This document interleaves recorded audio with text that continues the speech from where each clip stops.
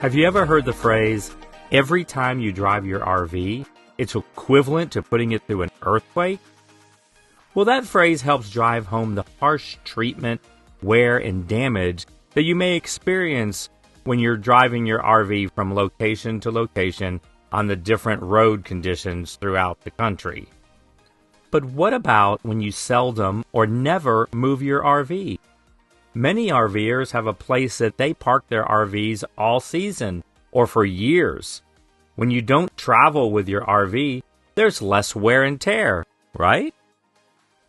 Maybe you're only in your RV during the weekends and holidays, so everything stays like new and routine service is not needed?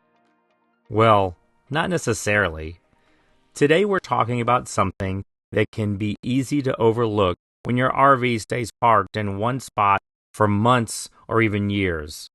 Whether you're a weekend camper or a seasonal RVer, just because your RV isn't moving doesn't mean it's maintenance free. In today's episode, RV help for stationary RVs.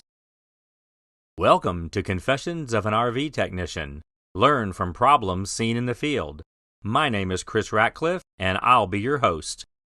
I am an RV TAA certified RV technician and an NRVIA certified RV inspector for R-Factor RV Services.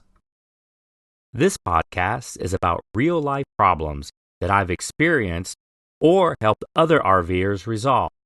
This is educational information tied to an actual story or confession that will help you learn ways to improve your RVing experience and possibly resolve small problems before they become big problems.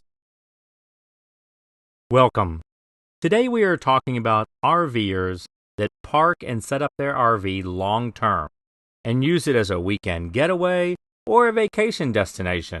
Sometimes they even live in their RV long term in one spot. Since these RVs don't travel very much, they aren't subject to as much wear and tear, so you have less to worry about. If you think this way, or just don't give it much thought at all, then this confession is for you. I recently visited a couple of clients who had their RVs parked at a lakefront park in Texas. Like a lot of people, they use their RVs mostly on the weekend or holidays and leave them in one spot for months at a time.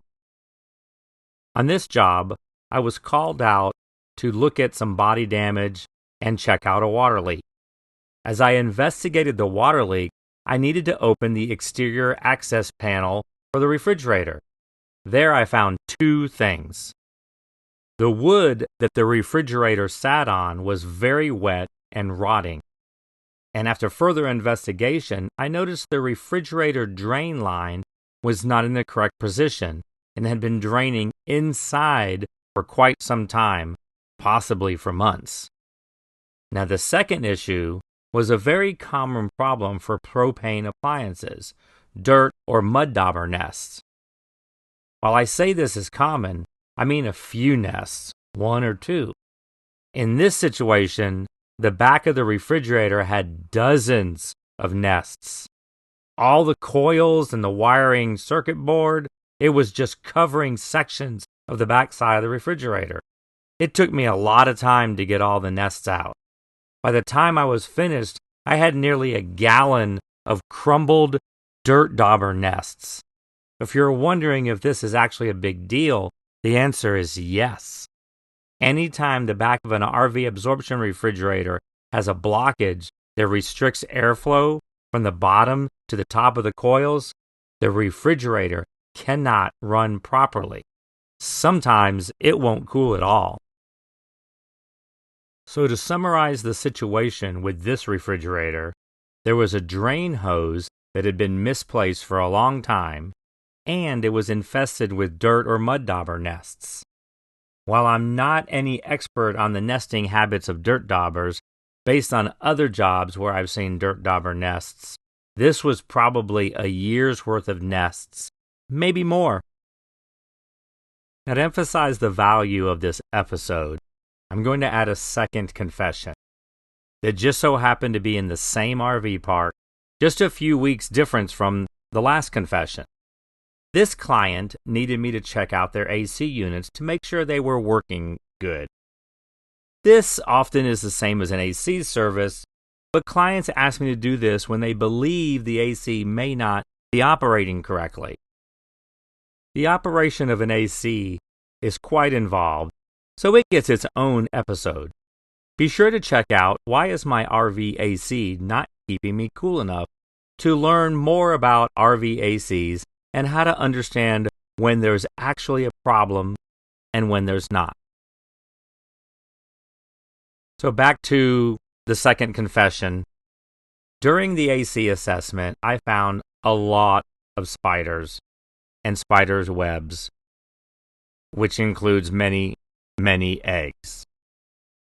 It was quite nasty and required a lot of cleanup.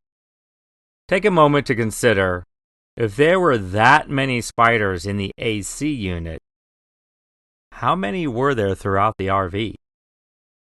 I know I have a very close friend that I don't exaggerate, at least I don't think I'm exaggerating, to say that if this happened to her, she would just burn her RV down.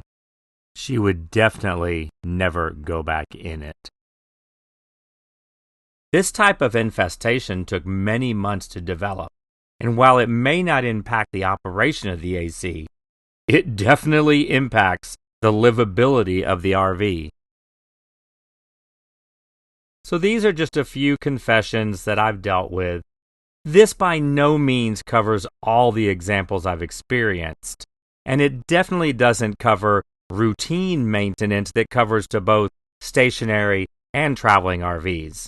This is just a few examples that should drive home the importance of routine service on your RV.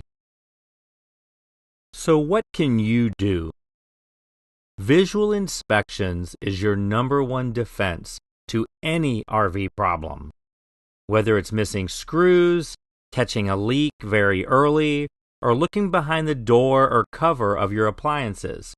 There are so many things you can find by conducting routine visual inspections. Next, get your appliances serviced. In the case of the refrigerator, just check for cleanliness, good airflow, and remove unwanted pests. Also, make sure the drain hose is outside the access panel. For the AC unit, get it serviced once a year. If you're in a harsh environment, service your AC more often. You should be asking yourself, well, how often should I do these inspections? There's really no straight answer to this. It could be as often as once a week if you want, but a good practice is at least once a month. While you may not find anything significant for a long time, that one time when you catch a problem early will make it all worth it. Just because your RV is parked doesn't mean it's maintenance free. In fact, stationary RVs can need even more attention than those that move. Bugs, dirt, even water damage can become serious problems if you don't stay on top of things. It's easy to get caught up in enjoying your RV for all those fun weekends and vacations and forget that there's still work to be done behind the scenes. A little preventive maintenance goes a long way, whether it's checking your refrigerator's access panel for nests, making sure your drain hoses are routed correctly, or getting your air conditioner serviced. These small steps can save you from bigger headaches down the road that you're not traveling on. I hope you found this information helpful. As I've mentioned before, these are just a few examples that I've seen and decided to talk about. You may have your own examples if you are stationary in your RV. So feel free to, send us a message and share your experience.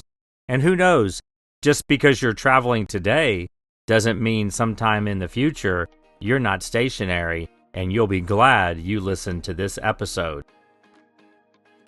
If you have other questions or concerns, you can reach out to me I will leave my contact information in the show notes, and I am always happy to talk about anything RV.